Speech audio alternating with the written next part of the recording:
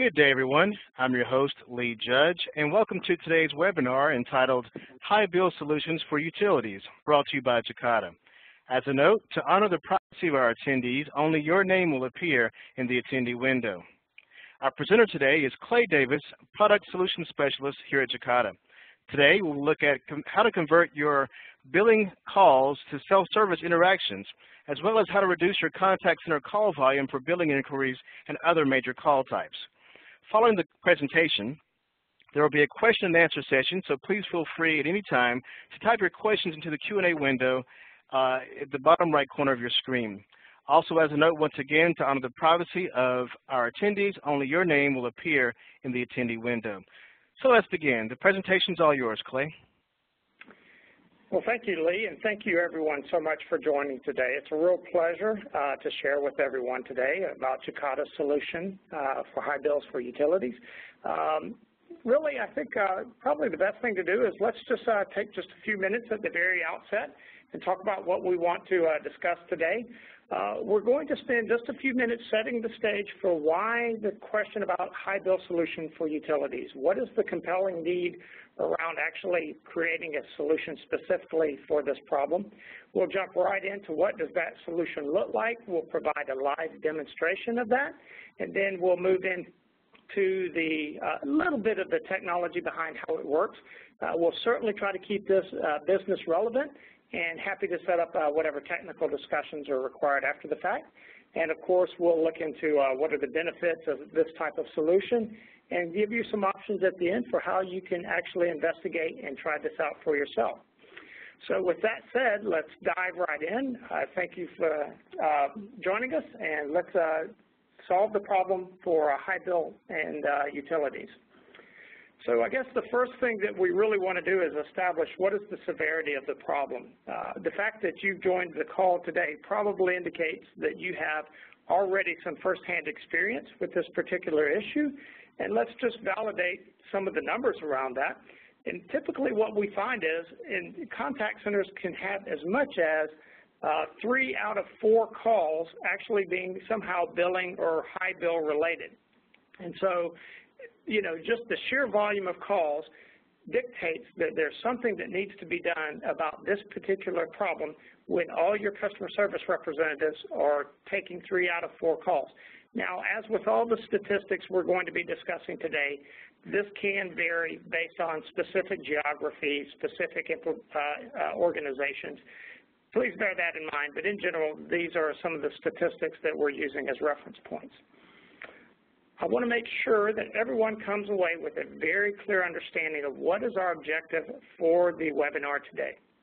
By the time we finish this webinar, I want you to have a very high confidence level that, one, the solution that we're showing you today can help you reduce the volume of calls coming into your contact center, specifically for high bill calls. Number 2, for those calls that do come into your contact center, we want to demonstrate how you can save precious seconds and minutes off of those calls. And then lastly, we want to make sure that whatever solution we implement always has the idea of how does this impact the customer? How does this make things better for the customer? Why would a customer recommend our service over other organizations that have similar capabilities? So that's the stage. If I'm successful today, you will be able to put a green check, if you will, against each of these, and you'll have a basis for moving forward with a high bill solution for your organization. The overall complexity of this problem hasn't gone unnoticed. As you can see, there are any number of things that industry has attempted to solve the self-service dilemma and the complexity specifically around high bills. Taken in order, we have the e-billing, which of course helps customers improve the likelihood of them taking their bill and paying it on time. Doesn't always necessarily mean that they're going to be happy about what the bill says or that they're not going to contact the call center, but it does provide a degree of consistency for an organization to help ensure that payments are being made. The next one, and this is kind of the holy grail, but the thing that everyone most desperately wants to really ensure and affect the drop in call volume, and that is web self-service. Every organization probably on this conference call today has some degree of web self-service, is my guess. That can range from as simple as a few notes about how to read your meter to as complex as very detailed diagnostics about what to do in an outage and how to troubleshoot issues or, how to read your bill. Very rich content there. The third one, the tried and true IVR, or more appropriately, optimizing the existing IVR, trying to tweak those last precious few interactions that can be moved into self-service. That's another one. Recently on the scene in the last 5 years for utilities, especially with the advent of the iPhone and other smartphones, is the promise of the mobile application, i.e. if we build self-service and we put it on the mobile device where customers are, that somehow or another that's going to help them answer their own questions. And then finally, there's a very low-tech method of saying, let's make sure the bill itself is self-explanatory. All of these approaches have merit. All of these have helped in their own relative way to different degrees. But they all beg the question of, if they are by themselves sufficient, why is call volume still as high as it is, and in many cases going up? Well, it's really quite simple. Out of all these methods, really only one deals with the customer when they get on the phone. All the others presume that you can somehow capture the customer before they decide to pick up the phone. Only IVR actually deals with the customer while they've dialed your phone number and they want to talk to you. So there's only a limited set of options that we can deal with when it's actually time to try to help give customers a better experience and help them self-serve.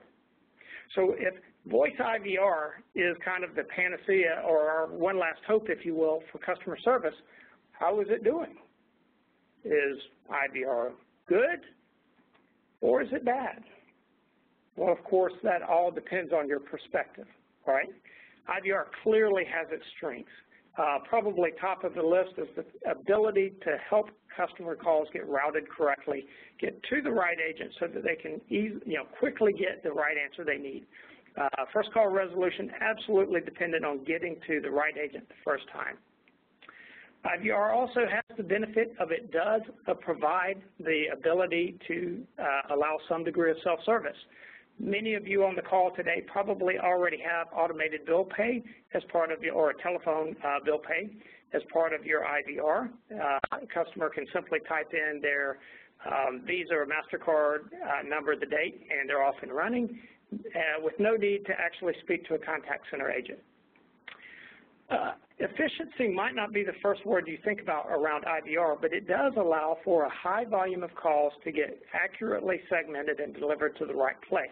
So it is efficient in the sense that it can handle a very high volume of calls. And the last point, some of the newer IVRs allow for a high degree of dynamic interaction that incorporates many different variables such as who's calling, what is their current status as a customer, what's going on in the organization, and so forth, really providing a much more contextual situation and experience for the customer. So IVR definitely has its strengths, but of course it does have some very significant drawbacks. First of all, it's kind of the poster child for how customers dislike talking to machines.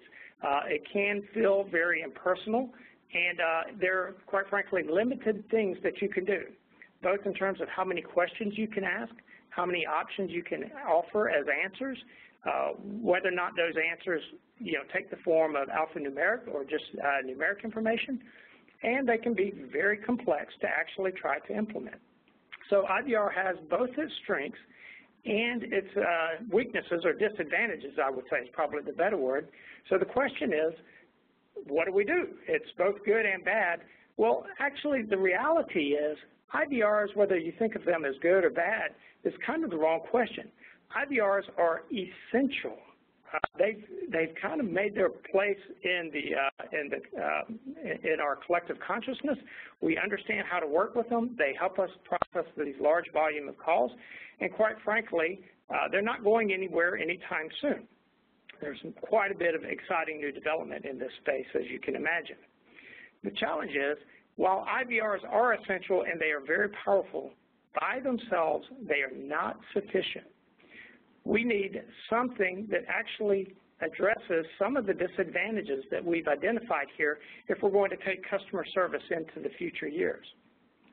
So let's kind of just elaborate on what the user experience is. And we're going to get a bit more detailed now, but I hope you will appreciate the level of thought that has gone into exactly understanding what a customer experience looks like, how they progress through self-service, telephone service, and what the end result is. So what we have found when we've done numerous studies and research, we've broken down customers into those who try to accomplish self-service before they call the contact center and those that do not. And if you span multiple industries, you'll typically find that about 60% of the people who get ready to interact with an organization attempt some form of self-service, whether that's go to the website, go out on forums, go on YouTube, all the different methods of self-service that you can imagine. About 60% of those people make some attempt. And out of those 60%, roughly 25% are successful. Now, don't get confused. This is not the same as saying your IVR containment is 25%. This means that out of all the different types of self-service, about 25% of the time people are successful. So the question begs, if 25% of the time people are successful, what does that mean about the balance? Well, quite frankly, they abandon that self-service attempt. And in the moment they do abandon, what do? Well, of course, they call the contact center. That's the traditional experience. I get as far as I can on the website, and then I bail out and call the contact center. And we, in fact, know that as much as 30% of the time when customers do call the contact center, they're sitting on your website even as they speak to you, kind of tracking back and forth between the two. So a large percentage of the interactions where customers try to self-serve, unfortunately, end in the contact center, and they have to traverse through the IVR before they ever even get there. There's another 40% who never even try to self-serve. Their initial instinct when they look at their bill is to pick up their phone and call you. And a significant number of these poor people, when they do call you, are calling on mobile smartphones. We know that about 60% adoption rate for mobile smartphones and about 75% or greater of all new customers who are buying phones are purchasing smartphones. So a good number of the people, 40%, who want to interact with most organizations never even try to self-serve. And so the moment they call in and get an IVR, their potential, or the option for them to even try to self-serve is almost non-existent other than a few basic options that they might have through the IVR. And eventually, of course, they get connected to the contact center representative. But the key is what has been their experience in all of this? And if I can get your attention just for a moment to say, this is a very important point, because think about what has happened. I've tried to go on the website. I've tried to solve my problem, not successful. I've been made to go through the IVR, answer additional questions, and yet when I get connected to the contact center, they may have little or no insight as to what I'm doing. The net effect is about 85% of your customers end up in the contact center, or 85% of the interactions, I should say. And more importantly, when they do get there, they've had limited opportunity for self-service. They've had no continuity, meaning whatever I did in the website, in the mobile app, in your browser, wherever, doesn't get carried over to the contact center. I'm starting from new. All of this leads to excessive call times. The time that the agent spends is more than what it ought to be, considering all the information they've already tried to give you. Which brings us to the high bill solution for utilities. This is Jacada's take on how to solve this problem and how to help carve out precious calls and precious time from these interactions. In order to really be effective, though, we have to make sure that whatever solution we present addresses these key problems that we identified. First of all, it has to be able to help customers who are dialing in directly, who've just picked up their phone and dialed your number. It has to give them an option, an easily consumed option for self-service, one that guides them simply to the right steps. That's one. Number two, if they cannot self-serve, it can't abandon them and ask them to start off again in another channel with no continuity. It has to provide a degree of continuity so that that contact center agent knows what's happening. And then finally, it needs to pay for itself also, and that happens partially by avoiding calls into the contact center, but also by helping to reduce the amount of time agents actually spend on the call. So just to kind of compare and contrast exactly what this experience is like, and we're almost to a point where we're going to walk through the demo, so bear with me just a moment. I just want to compare and contrast what does a traditional voice IVR look like to customers, and how does that compare and contrast with a visual IVR or a high-bill solution. In this case, we see the ubiquitous phone pad. I've got a number of options. I have to wait and I have to listen to each one. My experience as I go through this interaction is I take the phone away from my head, I press a number, and I rush to get it back to my head just so I can hear. I listen to all the options, and hopefully I get the right one because I can't really remember them all. I take the phone back away from my head, and I pick up additional information and hopefully eventually make it to the right number. Heaven forbid I press the wrong number because I can't go back and I'm going to get stuck with the wrong customer service representative. Maybe efficient, not the best customer experience. And to make matters the worst, when you finally get connected to the agent, you basically get two questions. Who are you? Why are you calling? Now, we dress that up and we make it look a little bit prettier by how we request information. Maybe you ask for a member ID, maybe you ask for a telephone number or a service address, all those things. But at the end of the day, we're still just asking the question, who are you and why are you calling? Not a good customer experience. Visual IVR takes that same concept, the need to collect information, the need to understand why a customer is contacting you, and we translate that from a voice call into a visual interaction. That is to say, we start in one channel, the voice, and we convert that call into a visual interaction in which the same type of logic that you use in your IVR is presented to the customer, but in a visual capacity. You know, ever since the advent of the iPhone in 2007, Apple has taught us to be very comfortable using this tactile and touch interaction, and of course the Android market and all the other devices have, just exploded that. So customers are very comfortable working in this touch, excuse me, in this touch metaphor. So Jacada's high-bill solution takes that metaphor and it actually converts it into this visual, touchable interaction that provides much richer information than you could ever get from a voice interaction. And in so doing, you convert a voice call into a self-service opportunity. But we're reasonable, and we understand that there are going to be customers that will never self-service. And so in that moment, it's absolutely important that you give a very easy handoff and transition to the contact center. But this time, instead of hearing who are you and why are you calling, the customer service rep knows who you are, why you're calling, what you've already tried to do, and why you stopped trying. All information that's going to help the call get off to a much better start. So we've given you a bit of a teaser about what visual IVR is. We're almost to the point of actually walking you through that interaction and letting you see how this actually works. I do want to just mention a few key points. First of all, it is a visual interaction. That's one. It is also an interaction that can be rendered on just about any kind of device. And what I mean by that is, and you're going to hear me say this 3 times at least during the call today because I want to make sure that if you remember nothing else, you remember this.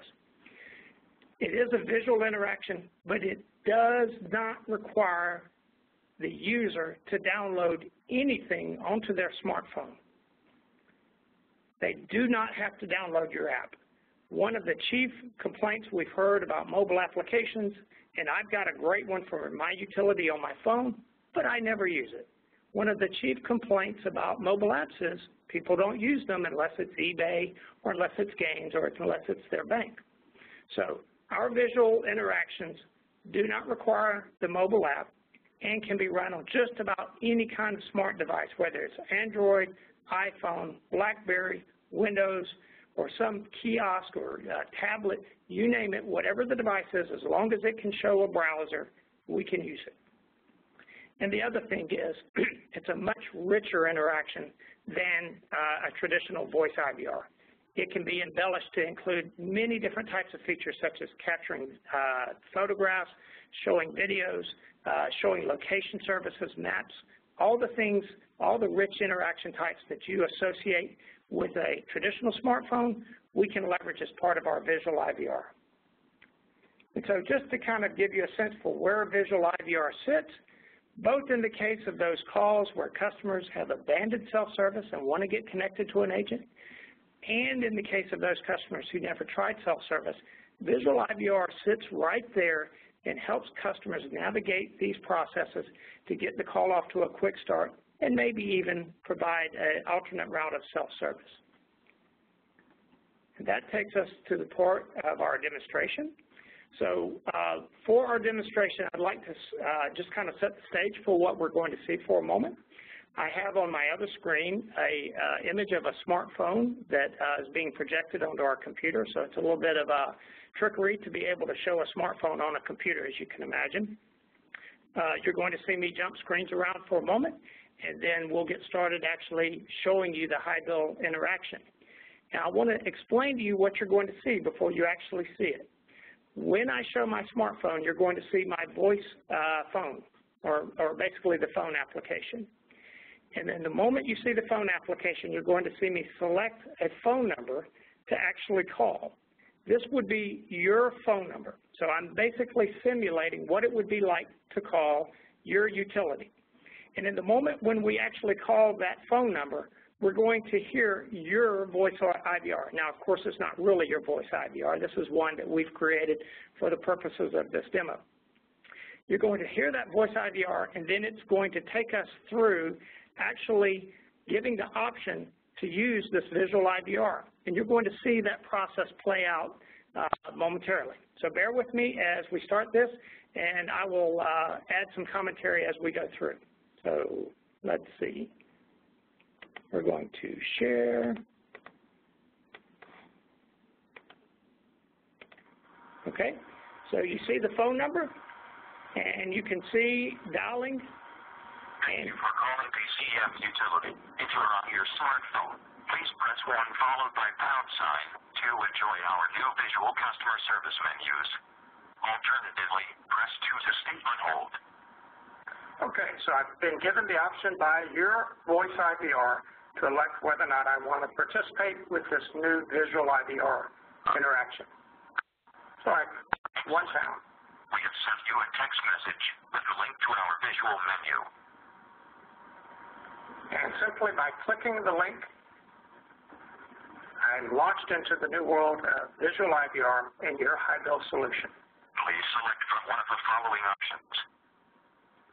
Now, a couple things I want you to notice. We've just converted this voice call into a potential for self-service, meaning I can navigate through all these using the traditional or very familiar iPhone or Android type touch interaction, but I've not abandoned the call yet. The call is still active as evidenced by up in the green banner. So let's look at what our options are. As you would expect, the billing calls are such the most frequent. They're at the top, and your other usual suspects are listed as below. The key here is these can be the exact same topics that you currently support inside your IVR, or it can be additional ones based on the expanded abilities of visual IVR. For our demonstration today, we are very interested in billing calls, and so we're going to tackle that. But just be aware that you can create visual interactions for these other call types as well. So I'm going to select billing and payment, and you can see the screen is updated. And because I am actually asking for information about my account, it becomes necessary for me to provide my authentication.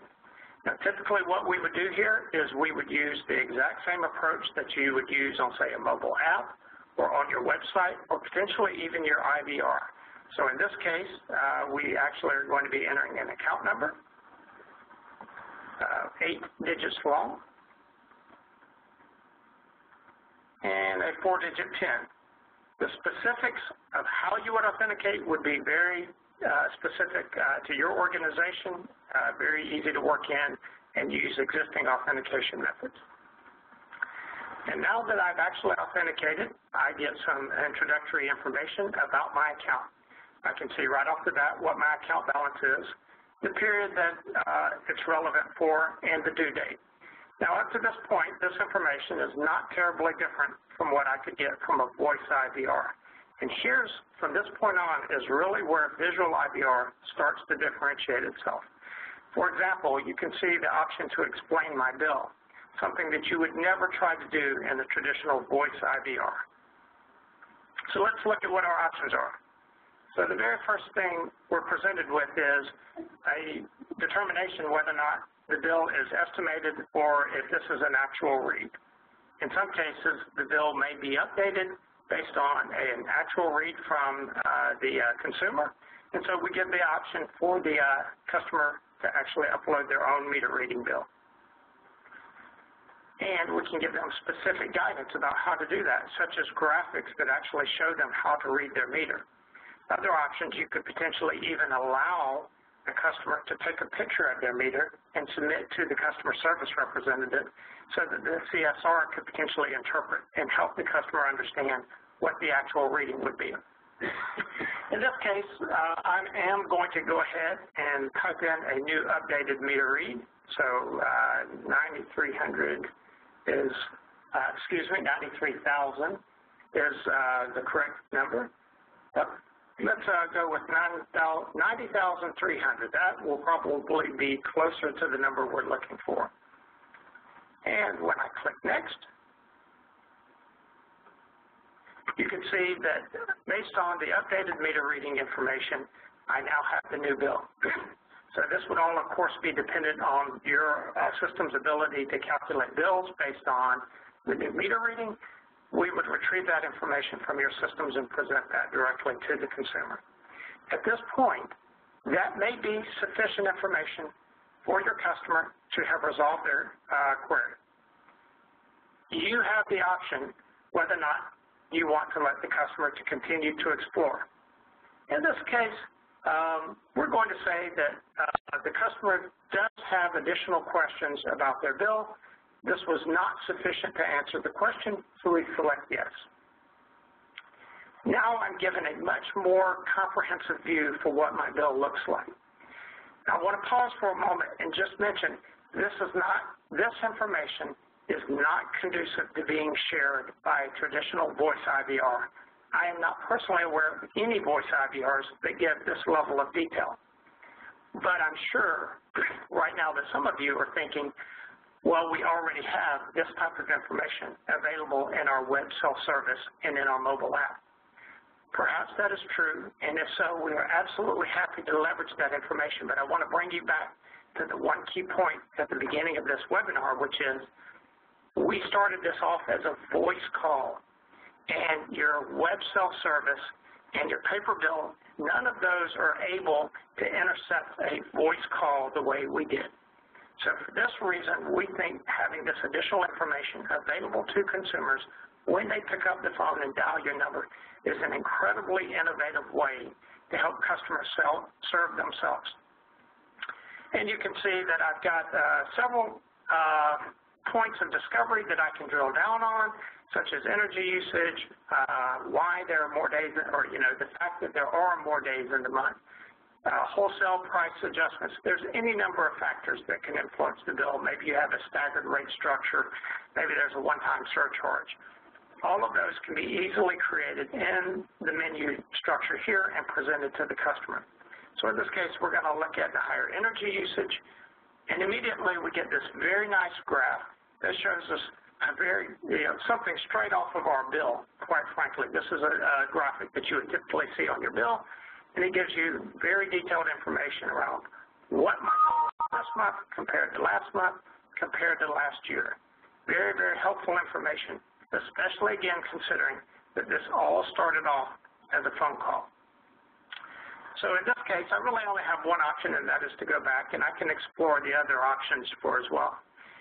In this case, let's say that I actually want to compare the number of days, and we've also calculated the fact that the previous period was 28 days, this period had 33 days, and we did the calculation for how much the additional days actually created around, or how that actually influenced the overall cost of the bill. And yet, the customer is still not satisfied, and I can continue to navigate through each of these in turn. Now, there's a very important distinction, or a very important inflection point I want to point out here. You'll notice at the bottom, from the beginning, we've had the option that says speak to an agent. One of the beautiful aspects of the high bill solution for utilities is that you get to decide how rigid or how flexible the interaction is. The speak to an agent button can be enabled from the very first moment the customer dials in, or you can force the customer to select one or more of these subtopics and answer questions about those, or at least acknowledge that they've read them before you enable the speak to an agent button. The key is you control the power and the flexibility of when do you want to enable this. And you can modify that on a day-by-day or hour-by-hour basis, and you don't need the IT department to make that change. It's simply a business rule that you designate when you want to allow customers, as they traverse through this path, to speak to an agent. In this case, we are going to elect to speak to an agent because, in spite of all of our best efforts, this customer is, in fact, determined and really does need to speak to an agent. So I click on Speak to an Agent, and we immediately do a query out to your CTI server and determine the relevant statistics for what your hold time is for the appropriate queue. Or if you have callback assist, we can determine what that estimated time is by querying that server. Or if you have customer service chat, we can also make that available and advise the customer how long that wait time is. So you see all these different interaction patterns. Here again, we're helping customers to engage on the channel of their choice at the time of their choice, rather than forcing them into a predefined mold. So we're actually going to elect to wait on hold, and you'll recall that we are still on the call. We still have an active call, but we can make a good use for this time. We can actually show the customer relevant content that might help you in your efforts to cross-sell or upsell additional services, or maybe your green initiatives, you can present useful information. Maybe they're a candidate for balanced billing, and you want to share with them the ability for how they can actually launch into that particular opportunity. Now compare this with Voice IVR. Voice IVR will typically tell you, for additional help, please see our website at www.dcmenergy.com, but it really can't tell them any more information because it's too hard to give out a long URL. Very easy to take advantage of that. I can click right here on one of these links and immediately be taken to the appropriate place and be reading up on that while I'm waiting for the customer service representative. In this case, I have no interest to do so. I'm waiting for the customer service representative, so I can just click next out of this. When the time comes that the customer service representative actually can connect on the call, they will be given all the information that we see here. So unlike a traditional IVR that shows just maybe who's calling and maybe what phone number they're calling from and maybe what their account status is, I can pull all that information, plus I can capture all the relevant information from this interaction and actually walk the customer through all this information. I can know which screens they've visited. I can know that they've already seen the graph that displays what their monthly billing is, and I can begin the call a good 1 minute further down the path than what you would traditionally do. And that is the real value proposition for visual IVR and for the high bill solution. It's giving customers who started in a voice call the opportunity to transition into self-service mode, and if for some reason that self-service mode can't be fully executed to the end, then we allow them the ability to connect seamlessly into the contact center in a way that the agent knows everything that they've tried to do and exactly what the starting point for the discussion is. And that concludes our demonstration of the Jacada high bill solution using Jacada's Visual IVR. Okay, Clay. Well, great. We'll go now to our questions. We already have some questions placed in the Q&A window. If you would like to add some now, you can. So for the ones that we've already got in there, we'll answer those. I'll read them to you, Clay, and you can respond. Okay? Yeah, that'll be great, Lee. All right, great. Okay, the first question we have here says, how long does it take to develop the kind of application you just showed in the demo? Great. That's a great question. You know, one of the things that's really key for us at Jacada is we understand the need to make sure that things can be deployed rapidly, that we reuse existing technologies. The technology you see today works nicely with Avaya, with Cisco, with Genesis, with Interactive Intelligence, any number of IVR vendors we can work with. A pilot for this type of solution can typically be stood up in 1 month. Depending on the size of the overall implementation, you're typically looking 2 to 3 months for a project, and the return on investment for such a project is usually 4 to 8 months or so. Okay.